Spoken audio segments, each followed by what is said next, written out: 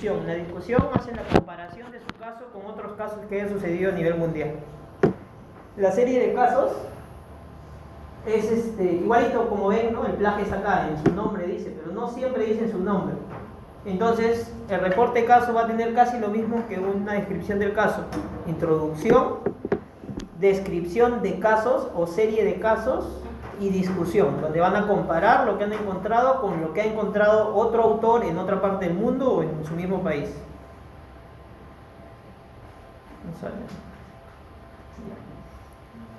Por ejemplo, este es un estudio de casos y controles, ¿ya?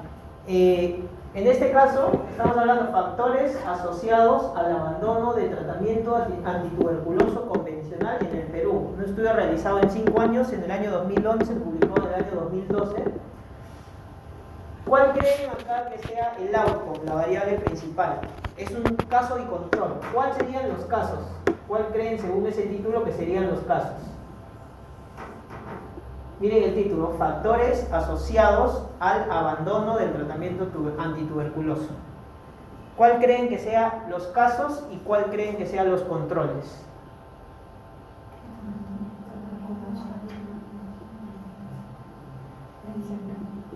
¿Esto cuál es? El caso, así, tratamiento antituberculoso. Abandono, ¿no? Abandono del tratamiento antituberculoso son los casos. ¿Y cuáles serán los controles? Los que han terminado el tratamiento completo. ¿Se dan cuenta? Entonces, mis casos son los que han abandonado el tratamiento y mis controles son los que han terminado el tratamiento.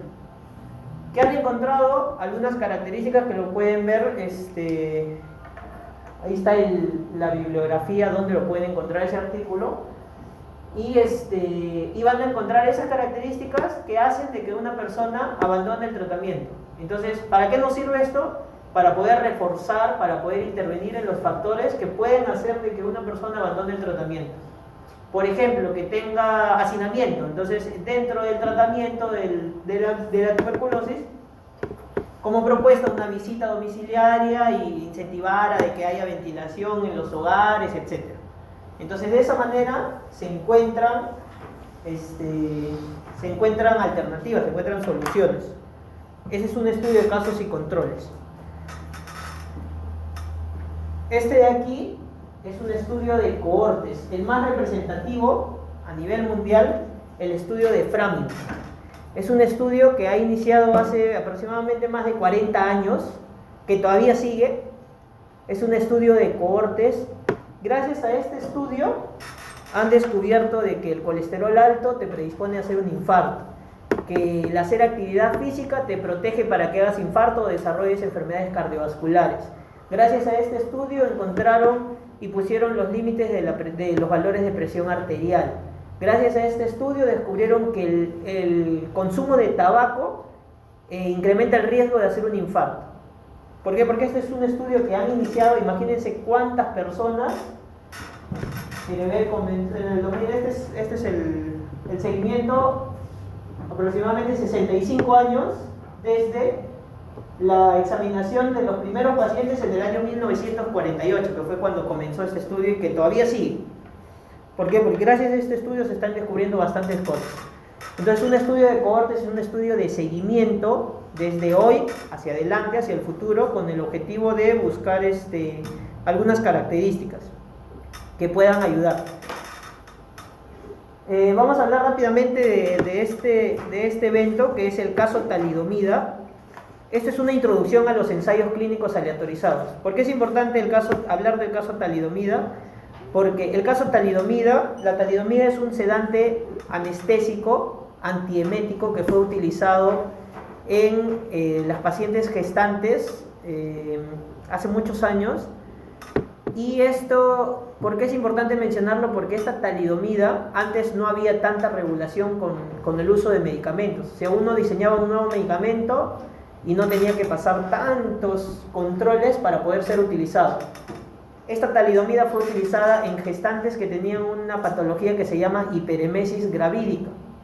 en el cual se caracteriza por náuseas y vómitos abundantes en el primer trimestre del embarazo. Entonces dijeron, ya, nosotros tenemos un medicamento para hacer de que le calme estas náuseas y vómitos.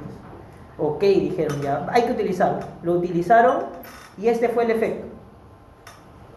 Niños con alteraciones musculoesqueléticas, amelia, alteraciones en la columna, en la espalda, en todas partes del cuerpo, en la oreja.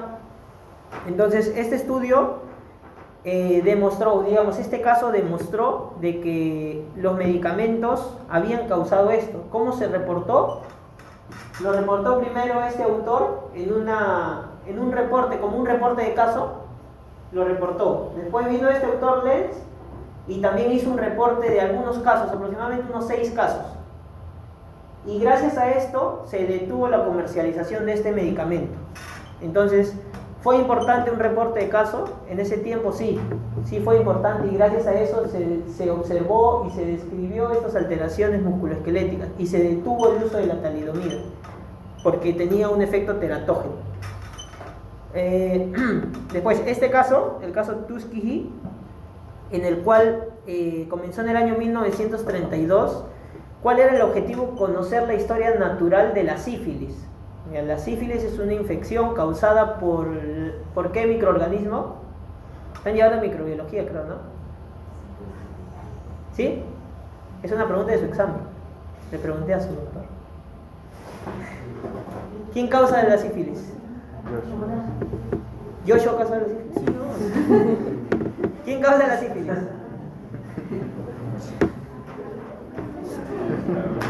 Ya, la sífilis la causa el Treponema pallidum, ya, es una espiroqueta. Entonces, este estudio fue con el objetivo de conocer la historia natural de la enfermedad, de la sífilis. Entonces, comenzó en el año 1932 en zonas de Nigeria, en zonas de alta pobreza. ¿Cuál fue el problema con este estudio? Que a las personas que participaban de este estudio no les dijeron, están participando de un estudio para conocer la sífilis. No les dijeron una. Supuestamente los trataban de mala sangre, que era supuestamente una afección común en esas épocas, por el motivo por el cual les dolía la cabeza, les dolían las articulaciones, les dolía todo. ¿Cuál fue el punto? Comenzaron con 600 personas este estudio, y de esas 600 personas, 399 tenían sífilis. Entonces, en el año 1947 ya se conocía y ya se había descubierto que la penicilina curaba la sífilis, que era el tratamiento de elección para la sífilis y curaba la sífilis. Entonces, miren cuánto tiempo pasó desde 1947 que ya se sabía que la sífilis era tratada con la penicilina y la penicilina podía curar la sífilis, que recién en el año 1972, cuando se hizo público este estudio, recién en ese momento suspendieron el estudio, luego de 40 años. Miren cuánto tiempo pasó desde que se conocía la cura de la sífilis y no se les hizo nada. ¿Por qué? Por continuar con su investigación. ¿Creen que eso es correcto? No, eso ya no es concebible en estas épocas. Gracias a esto se diseñó el consentimiento informado. Gracias a este estudio se diseñó que todo proyecto de investigación, todo trabajo de investigación que se vaya a hacer en animales o en seres humanos, tiene que pasar por un comité de ética. Un comité de ética que es un grupo de personas que velan por los derechos de los pacientes, de las personas, de los animales, para evitar de que sucedan casos como este. Obviamente no tan radicales, ¿no? Ya no creo que exista esas intenciones. Entonces es importante porque para hablar de los ensayos clínicos aleatorizados. Este es un ensayo clínico aleatorizado. Acá podemos ver, dicen, es un ensayo clínico aleatorizado que incluye 40 pacientes de una clínica o un centro privado, en el cual al grupo A se le dio una dosis de un medicamento de 0.3 miligramos y al grupo B le dieron un poco más de dosis del mismo medicamento y querían ver el efecto en la liberación de las hormonas. ¿Ya? Entonces, es un ejemplo de ensayo clínico aleatorizado. El investigador está interviniendo, le está dando a uno, le está dando una cantidad y a otro grupo le está dando otra cantidad con el objetivo de ver la respuesta, cuál es mejor. Entonces es un ensayo clínico aleatorizado. Y aleatorizado porque lo han hecho al azar. En esta revisión sistemática, como dijimos hace un momento, la revisión sistemática hacen una revisión de todos los ensayos, de toda la evidencia disponible que hay, ensayos clínicos aleatorizados, estudios de cohortes, estudios, otras revisiones sistemáticas, etc. Y ensayos, estudios observacionales. Como ven, bueno, acá no se puede ver, no sé qué pasó con el proyector, pero acá están los ejemplos, que se los voy a mandar a Ruiz. Ya, esta es la revisión sistemática. Como les dije, simplemente describe, es cualitativo. En cambio, un metaanálisis, esto de aquí es una revisión sistemática, describe. ¿Ya? En una revisión sistemática, en vez de estar estos gráficos, ponen qué han encontrado, en cuántas personas y otras variables que pueden poner de acuerdo al estudio. En cambio, en un metaanálisis, ponen todos los estudios, los agrupan, como ven, desde el más antiguo hasta el más moderno, y comienzan a hacer un análisis estadístico en un programa que ya vamos a ver más adelante, y buscan una asociación para decir el medicamento. Por ejemplo, en este estudio estudian el uso de los antibióticos en la cirugía colónicas. Entonces aquí dice, por ejemplo, que el uso de antibióticos mejora la infección de oído operatoria o disminuye la infección de oído operatoria. Si se dan cuenta, todo está a la izquierda casi, ¿no? ¿Ven? Todo está a la izquierda. Este es el 1 y todo está a la izquierda. ¿Qué significa? Que está a favor del medicamento antibiótico. El medicamento antibiótico mejora algo. En este caso, disminuye la infección de oído operatoria. ¿Cómo se llevó? Con un metaanálisis. Entonces, como les dije, ahí no hablamos de la calidad del estudio. Por eso es que ya desde el año 2011 el grupo Oxford diseñó un par de preguntas críticas para ver si es que el estudio tiene la calidad suficiente, y modificó los niveles. No vamos a desarrollar todo eso, pero básicamente es qué tan común es el problema. Por ejemplo, si es un problema que es poco común, como mencioné al comienzo en los estudios descriptivos, ¿ustedes creen que van a ver ensayos clínicos aleatorizados de un estudio, de algo que es nuevo, algo que no es común? No va a haber, porque no tienen población. Entonces un estudio descriptivo ahí es muy bueno.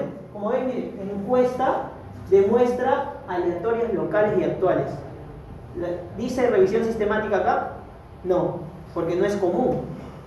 Entonces, en esos casos vamos a tener eso. ¿Ya? Es preciso el diagnóstico, si es que podemos agregar una terapia o no, etcétera. Ya eso lo pueden revisar. Pero básicamente hablamos de calidad ya, no solo de nivel de evidencia, sino calidad.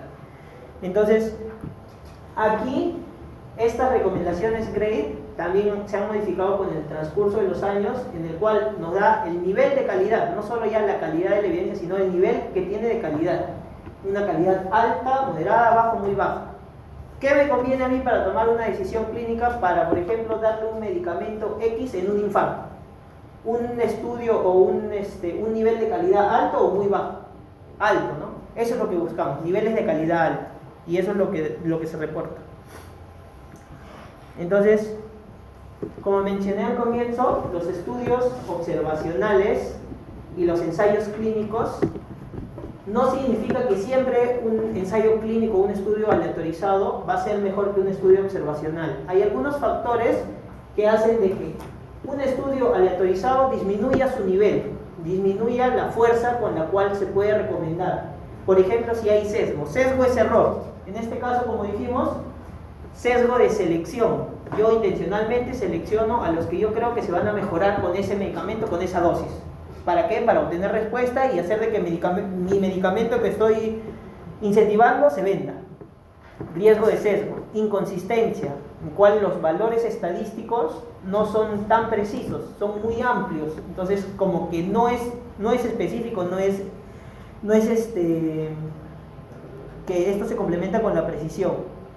No evidencia directa tiene también mucho que ver con la magnitud. Por ejemplo, si yo digo que el lavarse las manos disminuye digamos, en 80% las enfermedades diarreicas agudas. Tiene lógica, ¿sí o no? Es lo que nos han enseñado. Lávate las manos para que no te den infecciones o enfermedades diarreicas agudas. Entonces, si es que la fuerza de la asociación es alta, entonces tiene calidad. Ya no es necesario un ensayo clínico ahí en esos casos. Y vemos, comparamos. Como ven, no es absoluto.